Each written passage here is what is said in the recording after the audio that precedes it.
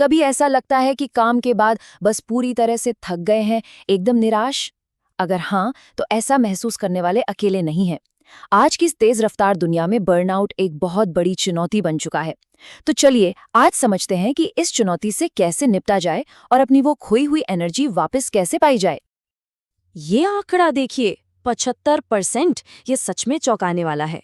जरा सोचिए, इसका मतलब है कि हमारे आसपास हर 4 में से 3 लोग काम के बोझ तले दबा हुआ महसूस कर रहे हैं। ये सिर्फ एक नंबर नहीं है, ये एक ग्लोबल संकट है जिसे हमें बहुत गंभीरता से लेना होगा।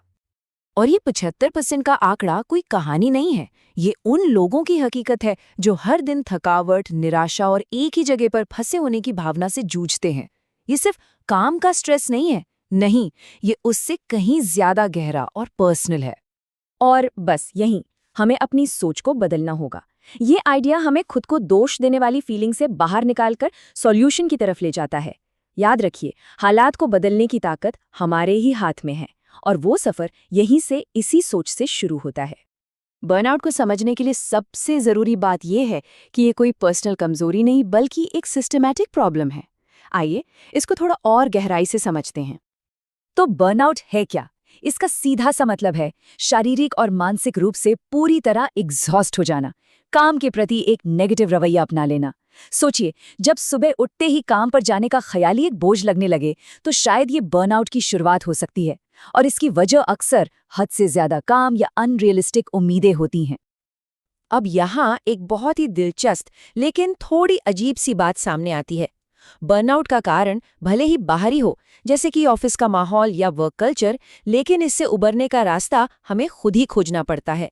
जिम्मेदारी हमारी है कि हम बदलाव की तरफ अपना पहला कदम बढ़ाएं। तो शुरुआत कहाँ से करें? बर्नआउट से उभरने का सफ़र अंदर से शुरू होता है, और इसका सबसे पहला और सबसे ज़रूरी कदम है खुद के प्रति थोड़ा दयालु होना, यानी कि सेल्फ कंपैशन की प्रैक्टिस करना। पता है, हमारा दिमाग ना नेचुरली नेगेटिव बातों पर ज़्यादा ध्यान देता है। इसे कहते हैं नेगेटिविटी बायस। और जब हम बर्नआउट से गुजर रहे होते हैं तो यही आदत खुद की आलोचना को और बढ़ा देती है। इस पैटर्न को पहचानना ही इससे बाहर निकलने का पहला स्टेप है। ये एक बहुत सिंपल लेकिन उतनी ही पावरफुल टेक्निक है। जब भी स्ट्रेस महसूस हो तो बस एक पल के लिए रुक जाइए, अपनी फीलिंग को पहचानिए और उसे एक नाम दीजिए, जैसे मैं निराश महसूस कर रहा हूँ। स्टडीज बताती हैं कि सिर्फ ऐसा करने से हमारा दिमाग इमोशनल रिएक्शन से हटकर लॉजिकल सोच की तरफ बढ़ने लगता है, जिससे तनाव तुरंत कम हो जाता है।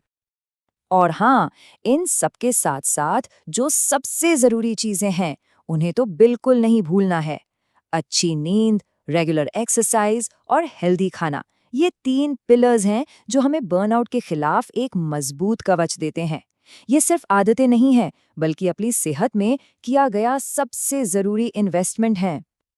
अच्छा, एक बार जब हम खुद के प्रति थोड़ा दयालु होना सीख जाते हैं, तो अगला कदम है अपनी दिशा खोजना। ये फंसे हुए महसूस करने की भावना से निकलकर एक सोचे समझे, इरादे वाले रास्ते पर आगे बढ़ने का समय है। हम अक्सर क्या सोचते हैं कि कोई बड़ा लक्ष्य हासिल कर लेंगे तो हमें खुशी मिलेगी। लेकिन क्या हो अगर हम इस पूरी सोच को ही पलट दें?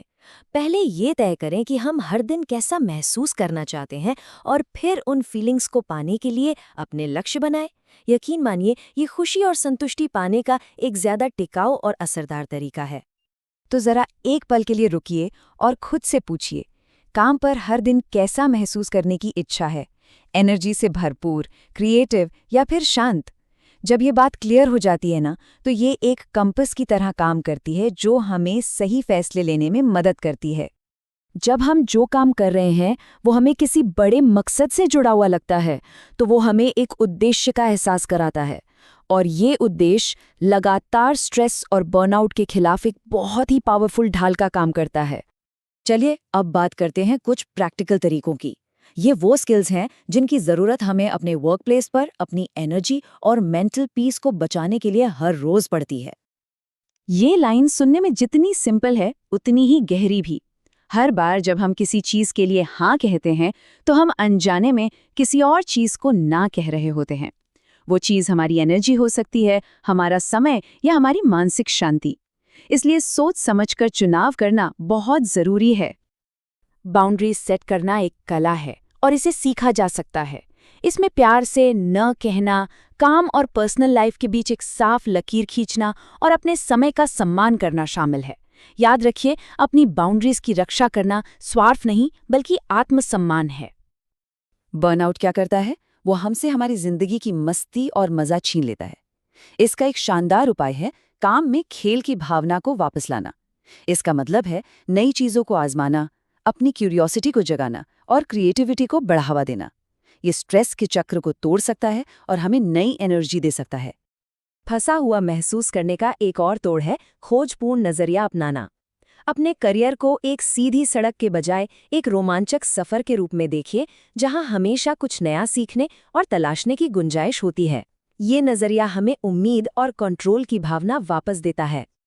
और आखिर में ये याद रखना सबसे जरूरी है कि बर्नआउट से उभरना एक लगातार चलने वाला सफर है। ये कोई आखिरी मंजिल नहीं है। ये खुद को बार बार सही रास्ते पर लाने और अपनी देखभाल करने की एक कंटिन्यूअस प्रैक्टिस है। इस सफर में उतार चढ़ाव तो आएंगे ही। जब चीजें गलत हों तो फिर से ध्यान केंद्रित करने का हुनर काम आता है। इसका मतलब है कि किसी भी झटके को एक फेलियर के तौर पर नहीं, बल्कि एक सीख के तौर पर देखना और अपने असली मकसद की ओर वापस लौटना। बड़े बदलाव कभी भी रातों रात नहीं होते। वे छोटे छोटे लगातार उठाए गए कदमों से ही आते हैं। बस एक छोटा सा बदलाव, जैसे इस हफ्ते एक एक्स्ट्रा काम को मना करना या सिर्फ 10 मिनट जल्दी सो जाना, एक बहुत बड़ी और पॉजिटिव शुरुआत हो सकती है। तो अब सवाल ये है, इस हफ्ते अपनी बेहतरी के लिए वो एक छोटा कदम कौन सा होगा? ये सवाल सिर्फ सोचने के लिए नहीं है, बल्कि आज ही एक ठोस फैसला लेने और उस पर अमल करने के लिए है। एक बात हमेशा याद रखिएगा, बर्नआउट आपको शक्तिहीन महसूस करा सकता है, लेकिन अपनी कहानी को फिर से लिखने की शक्ति हमेशा हमारे पास होती है। उम्मीद और सही कदमों के साथ न केवल बर्नआउट से उबरा जा सकता है, बल्कि पहले से कई ज्यादा मजबूत बना जा सकता है।